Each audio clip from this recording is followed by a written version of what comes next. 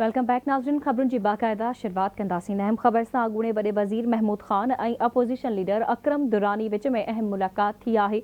मुलाक़ात में सूबे जे नए निगरां वॾे वज़ीर जे नाले ते मुशावरत थी आहे। Justice retired Arshad Shah KPK जो निगरां वॾो वज़ीर नामज़द कयो वियो आहे। जस्टिस रिटायर्ड अरशद शाह जो नालो अपोज़िशन लीडर अकरम दुरानी तजवीज़ कयो। Arshad Shah chief justice supreme appellate court Gilgit Baltistan रही चुको आहे। अहम ख़बर खां अवां खे आगाह करे रहिया आहियूं। अॻूणे वॾे वज़ीर महमूद ख़ान ऐं अपोज़िशन लीडर अकरम दुरानी विच में अहम मुलाक़ात थी आहे। मुलाक़ात में सूबे जे नए निगरां वॾे वज़ीर जे नाले ते मुशावरत थी आहे। Justice retired Arshad Shah KPK जो नओं वॾो वज़ीर नामज़द कयो वियो आहे। जस्टिस रिटायर्ड अरशद शाह जो नालो अपोज़िशन लीडर अकरम दुरानी तजवीज़ कयो आहे। Arshad Shah chief supreme appellate court Gilgit Baltistan बि रही चुको आहे। अॻूणो वॾो वज़ीर महमूद ख़ान ऐं अपोज़िशन लीडर अकरम दुरानी विच में मुलाक़ात थी आहे। मुलाक़ात में सूबे जे नए निगरां वॾे वज़ीर जे नाले ते मुशावरत थी आहे।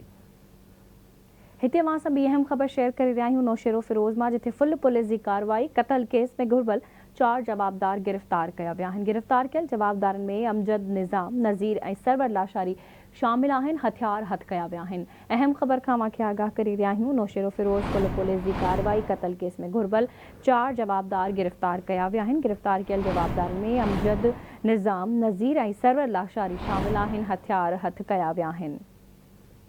पाकिस्तान पीपल्स पार्टी जे चेयरमैन बिलावल भुट्टो ज़रदारी पारां ॾियारी जे मौक़े ते पाकिस्तान समेत सॼी दुनिया जे हिंदू बिरादरीअ खे मुबारकूं ॾिनियूं वयूं आहिनि ऐं नेक ख़्वाहिशनि जो इज़हार कयो वियो आहे। बिलावल भुट्टो ज़रदारी पंहिंजे पैगाम में चयो आहे त ॾियारी जो ॾिणु रोशनी ऐं ख़ुशी जी अलामत आहे। ॾियारी ऊंदाहीअ ते रोशनी ऐं बुराईअ ख़िलाफ़ चङाई जी फतह जो पैगाम आहे। हुन चयो त पीपल्स पार्टी भाईचारे रवादारी ऐं हम आहंगी में यकीन रखे थो।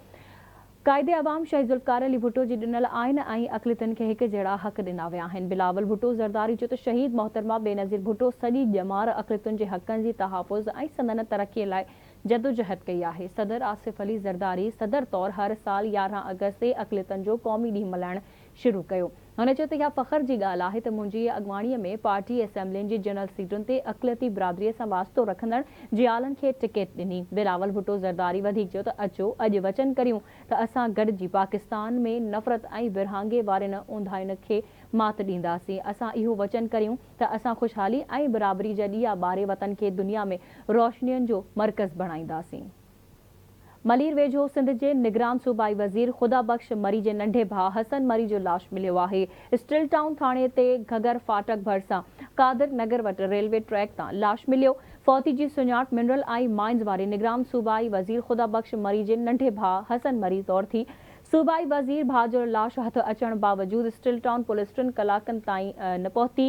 इतला ते निगरान सूबाई वज़ीर ख़ुदा बख़्श मरी पहुतो, जंहिं चयो त संदसि भाउ रेलवे ट्रैक वेझो बीठल हो त खेसि ट्रेन जो टक्कर लॻो। होॾां वाक़िए बाद सोग वारी लहर छानियल आहे।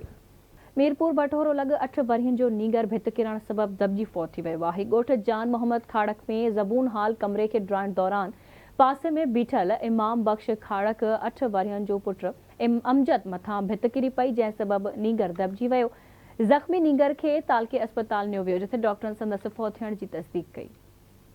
कंदकोट वेझो 2 मोटरसाइकिलनि में टक्कर थियण जे नतीजे में 1 ॼणो फौत ऐं 3 ॼणा ज़ख़्मी थी पिया। इंडस हाईवे तां बाईपास वटि हादसे में रोड़ी वासी ख़ान मोहम्मद मसन खॾे ते फौत थी वियो, जॾहिं त धणी बख़्श दायूं ज़ाहिद ओगाही ऐं अहसान ओगाही ज़ख़्मी थी पिया। पुलिस ऐं वाटड़ू माण्हुनि जा लाश ऐं ज़ख़्मीअ खे सिविल अस्पताल कंदकोट मुंतक़िल कयो, जिथां ज़ख़्मियुनि खे तिबी इमदाद ॾेई सखर मुंतक़िल कयो वियो आहे।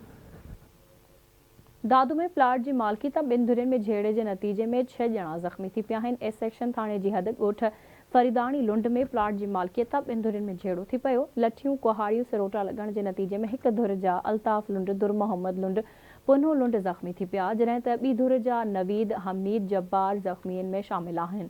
इतला ते एस सेक्शन पुलिस पहुची 2 धुरियुनि जे ज़ख़्मियुनि खे सिविल अस्पताल दादू मुंतक़िल कयो आहे। ज़ख़्मियुनि मां 2 ॼणनि पुन्हो लुंड ऐं नवीद लुंड जी हालत नाज़ुक हुजण सबबि सेवण मुंतक़िल कयो वियो। पुलिस जो चवणु आहे त धुरियुनि जो पुराणो प्लाट तां तकरार हलंदड़ आहे। अॻु बि 2 धुरियूं पाण में विढ़ियूं हुयूं, जेको मामिलो कोर्ट में हलंदड़ आहे।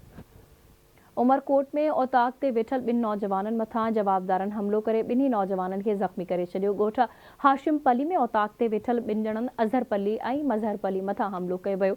ॻोठाणे फैज़ पली मौजब मूसा पली, सैफुल्ला पली, आयतुल्ला पली, अली नवाज़ पली ऐं ॿियनि लठियूं ऐं कुहाड़ियूं हणी ॿिन्ही ॼणनि खे रतो रत कयो आहे। ज़ख़्मी मज़हर पली खे नाज़ुक हालत में हैदराबाद रेफर कयो वियो। फैज़ पली चयो त संदनि हयातीअ खे ख़तरो आहे। हुननि अदालत में दरख़्वास्त दाख़िल कराई हुई, जंहिंजी सुभाणे तारीख़ रखियल हुई त अॼु पुटनि खे क़तल करण जी कोशिश कई वई आहे।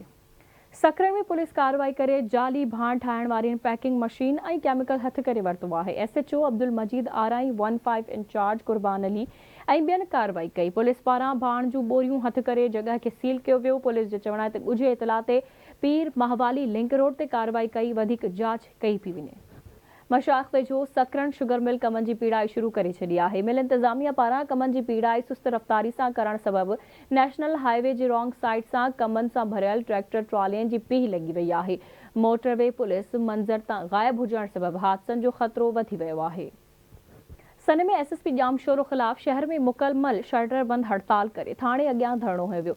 शहरी एक्शन कमेटी ऐं सिविल सोसाइटी जे सॾ ते मुख़्तलिफ़ सियासी समाजी अॻवाननि वापारियनि शहरी पंहिंजा नंढा वॾा कारोबार मर्कज़ बंदि करे शटर बंद हड़ताल करे रैली कढी। रैली रस्तनि खां गश्त कंदी छछर एटसन थाणे अॻियां पहुती, जिथे लिंक रोड ते धरणो हयो वियो। उन मौक़े ते एहतजाज जी अॻवानी कंदड़ ज़वार सैयद ख़ादिम शाह, अनवर मंगणहार, मूसा शाहानी ऐं ॿियनि मीडिया सां ॻाल्हाईंदे चयो त 1 साल अॻु कुझु बदमाश माण्हुनि सैयद बदर ज़मान शाह, सैयद मुनीर हैदर शाह जे मथां कातिलाणो हमलो कयो, जंहिंजा जवाबदार 1 साल गुज़री वञण बावजूद बि गिरफ़्तार नाहिनि थी सघिया। हुननि इल्ज़ाम हयो त SSP जामशोरो केस में घुर्बल जवाबदारनि जी सरपरस्ती करे रहियो आहे। उन्हनि खे गिरफ़्तार करण जे लाइ हू तयारु नाहे।